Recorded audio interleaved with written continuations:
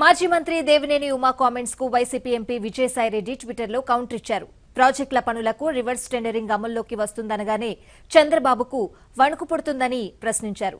పోలవరంలో దోచుకున్న ప్రతి రూపాయిని కక్కిస్తామని, కుల వర్గ